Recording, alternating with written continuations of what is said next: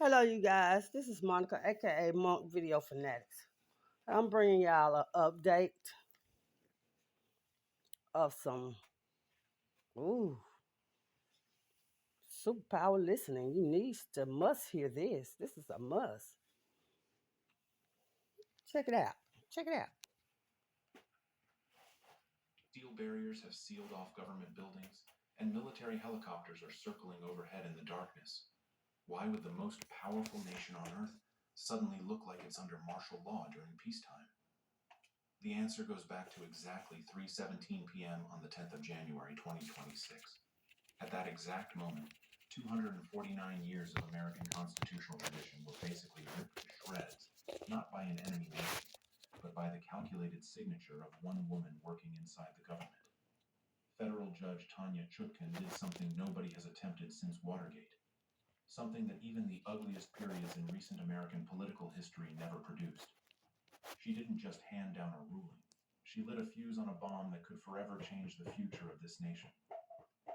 Take a deep breath because what I'm about to share is the scenario that lawmakers hoped would never come true. To fully grasp the political upheaval now shaking Capitol Hill, we need to look back and recognize the sharp difference from what happened before. Remember Saturday night, the 20th of October, 1973. In a moment of panic, Richard Nixon gave the order to fire Special Prosecutor Archibald Cox. Attorney General Elliot Richardson said no and stepped down. His second in command, William Ruckelshaus, also said no and got fired. That sequence of events became known as the Saturday Night Massacre.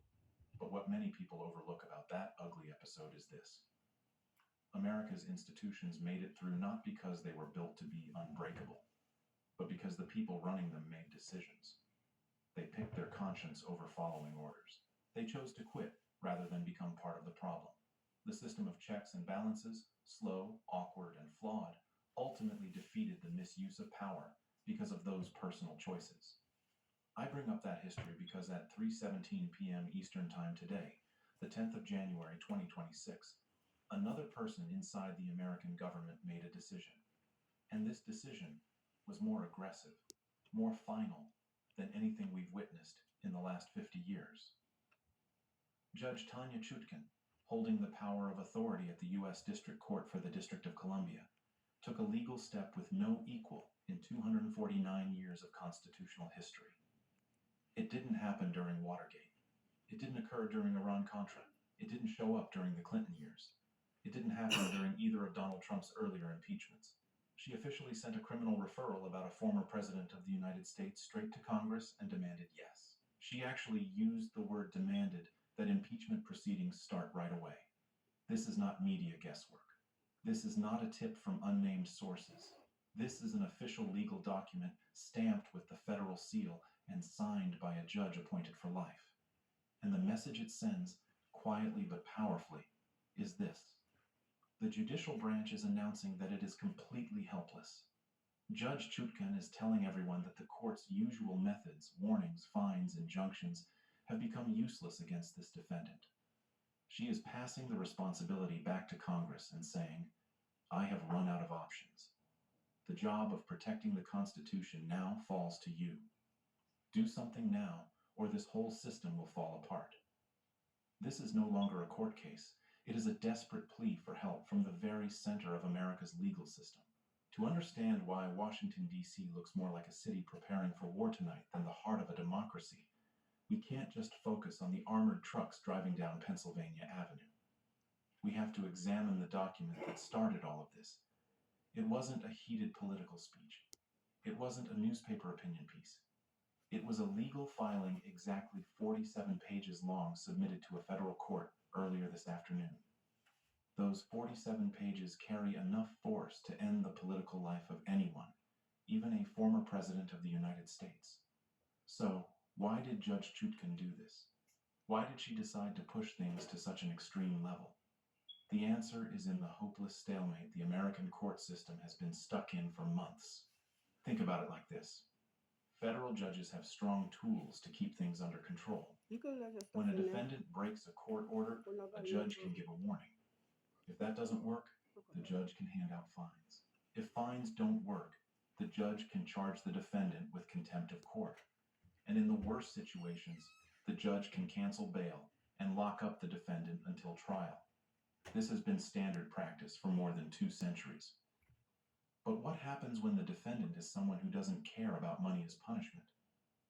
What happens when the defendant is a former president guarded around the clock by the Secret Service, making jail a logistical and political mess?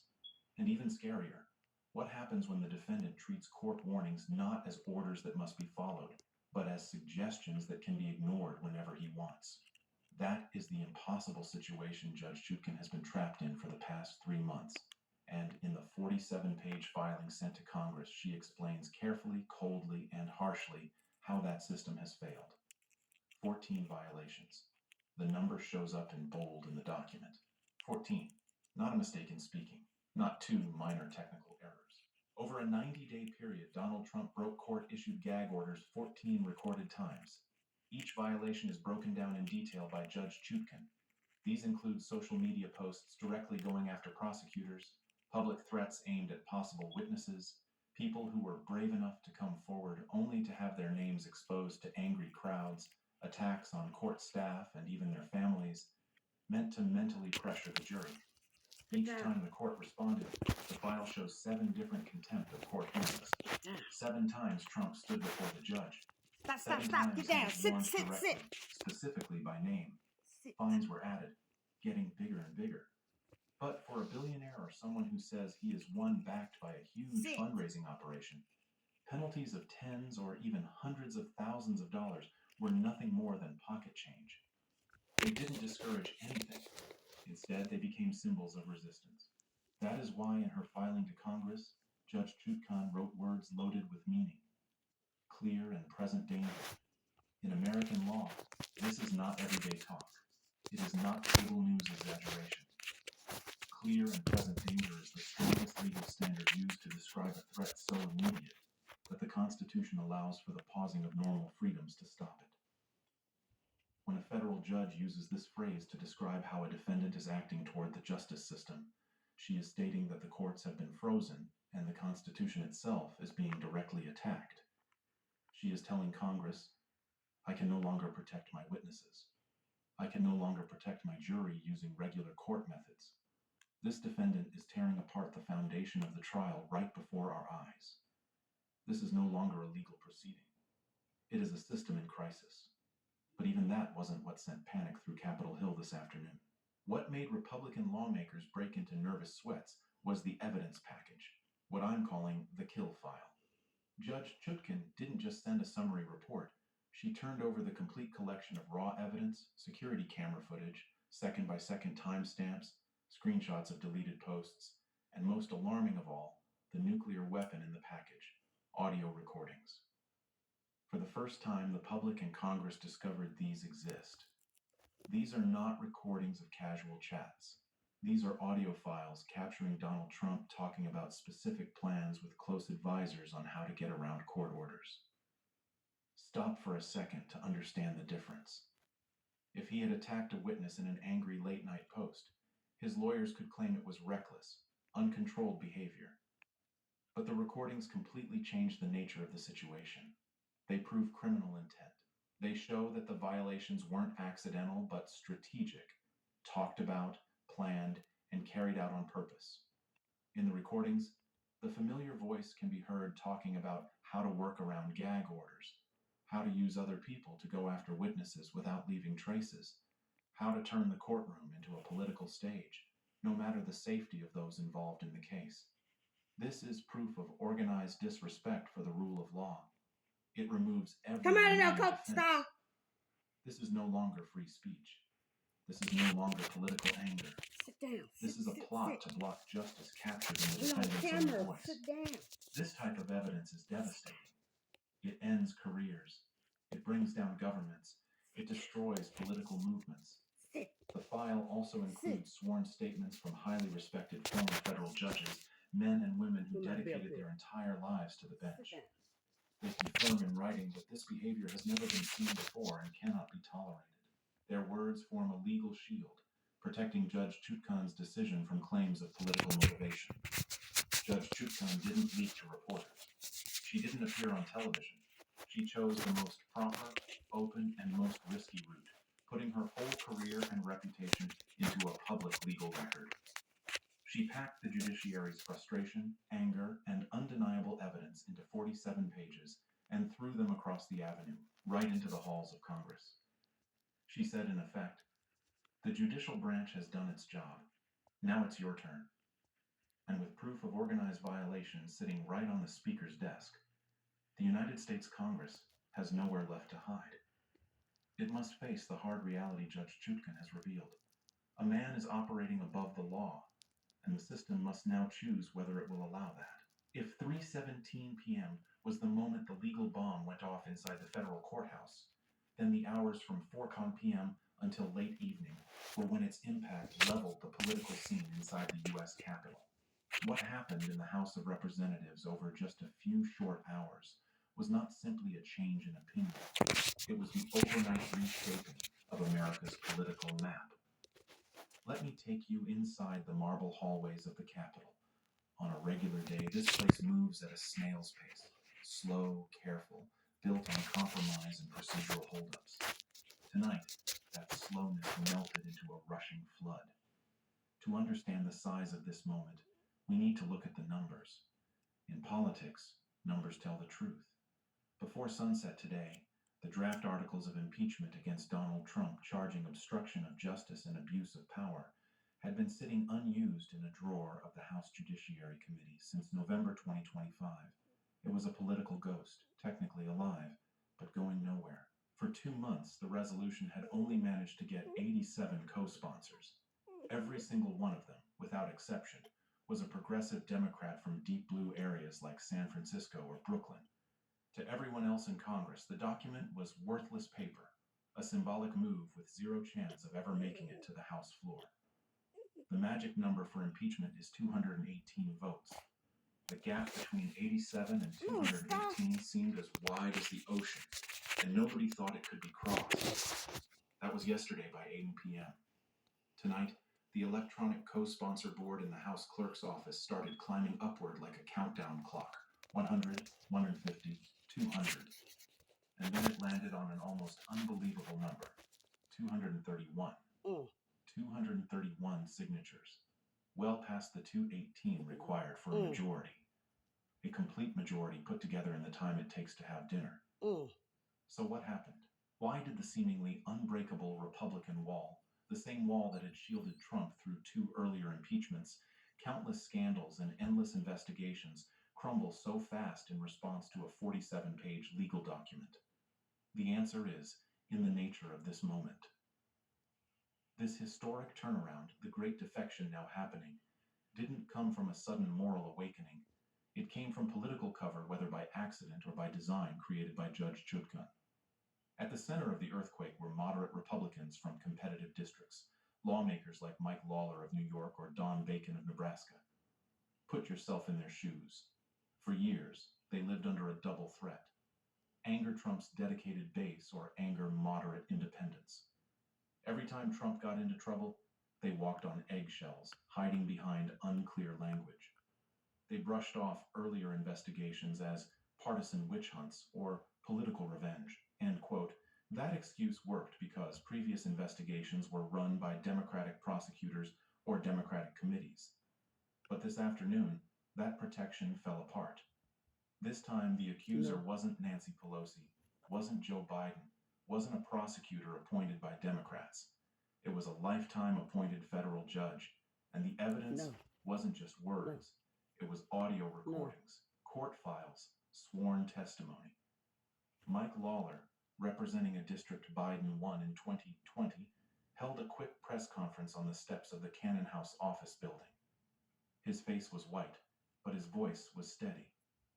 I took an oath to defend the Constitution, not any one person. He said, when a federal judge decides that a former president is working to block justice and threaten witnesses, I have a duty to take that seriously. I cannot go back home and tell my voters that scaring jurors is okay. That was when everything broke loose. Minutes later, Don Bacon, a former Air Force general, stepped forward. He spoke about military discipline and honoring the rule of law. In the military, orders are orders, Nobody is above the code. If a private had done what Mr. Trump did, he would have been in military prison a long time ago. Why should a former commander-in-chief get special treatment? They had no choice. They couldn't go on national television tonight defending obstruction of justice with the proof laid out for everyone to see. If they kept protecting Trump, they would lose moderate voters. Voters horrified by the audio recordings. The political math did a complete flip. Yesterday, going against Trump was political death. Today, supporting him is. The dominoes started falling. One switch, then two, then a whole block of moderates collapsed.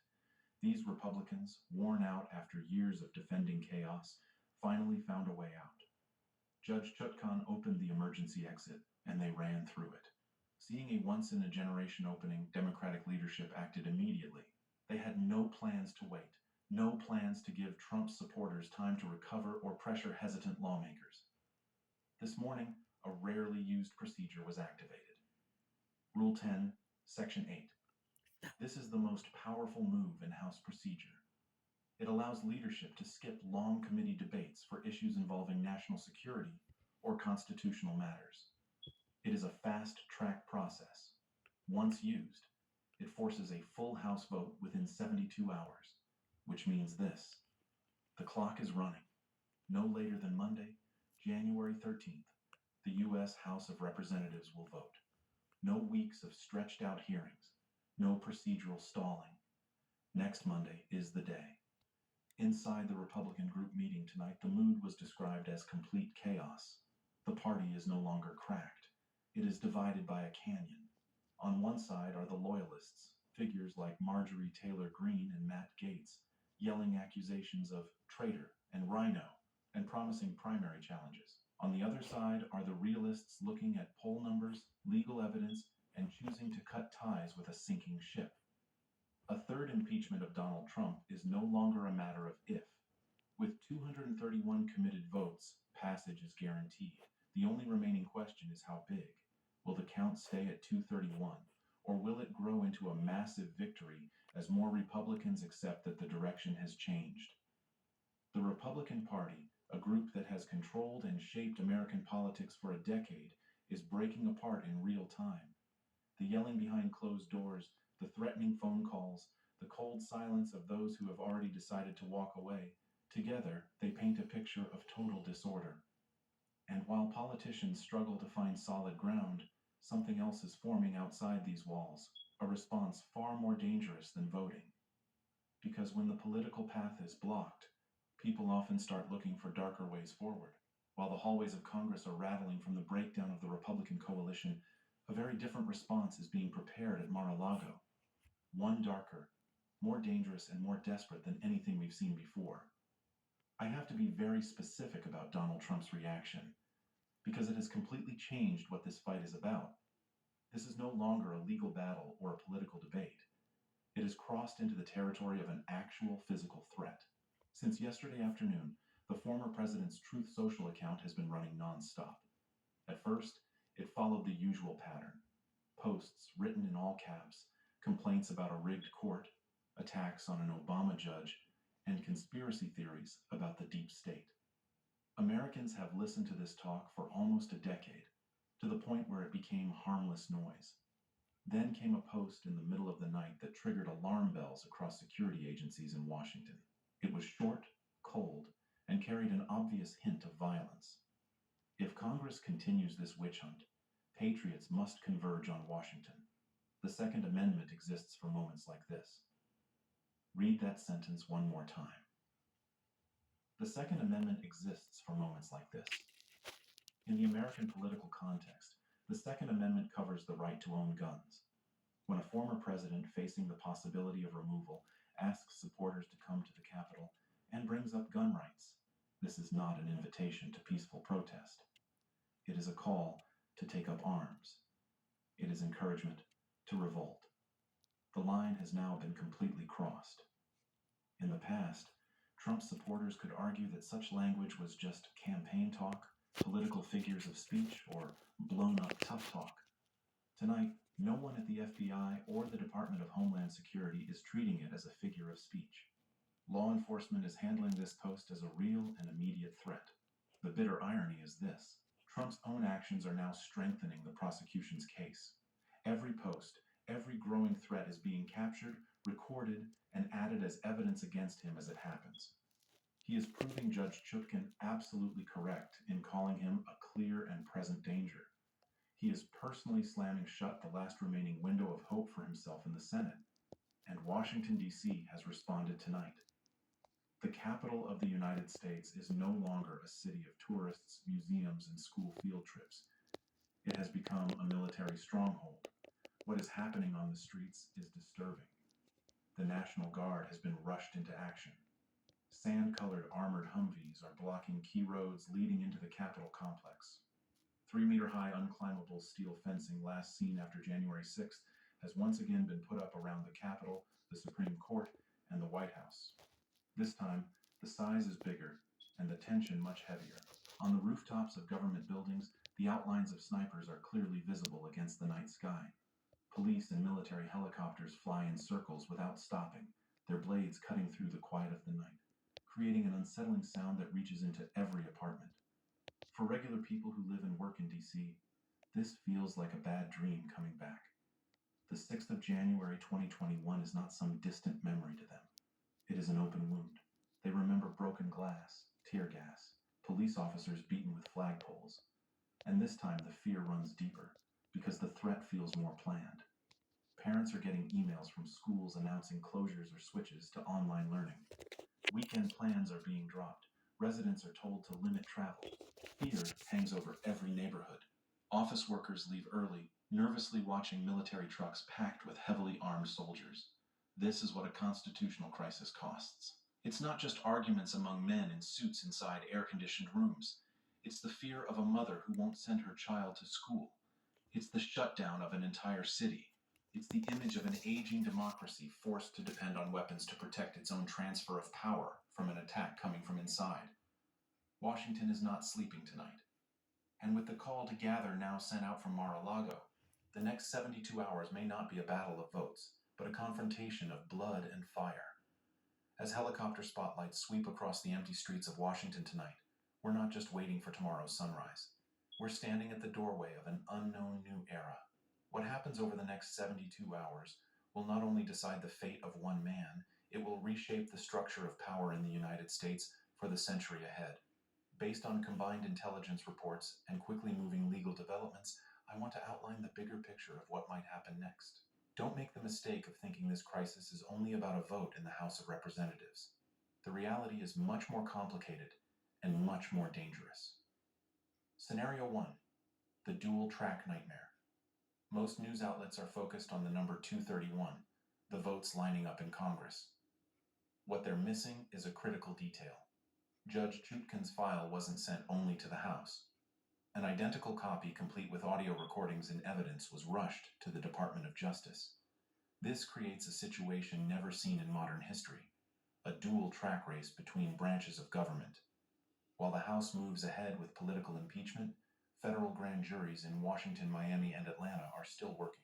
It is completely possible, let me repeat, completely possible, that we could see this unreal moment. A former president sitting in an impeachment trial in the Senate, while at the same time the Department of Justice announces a new criminal charge for incitement to rebellion or witness tampering. It's a death squeeze. Trump wouldn't just be facing a ban from future office if convicted by the Senate. He would also be looking at the immediate possibility of prison from the court system. The two sides are closing in at once. Neither is waiting for the other. Scenario 2, the ghost of the 25th Amendment.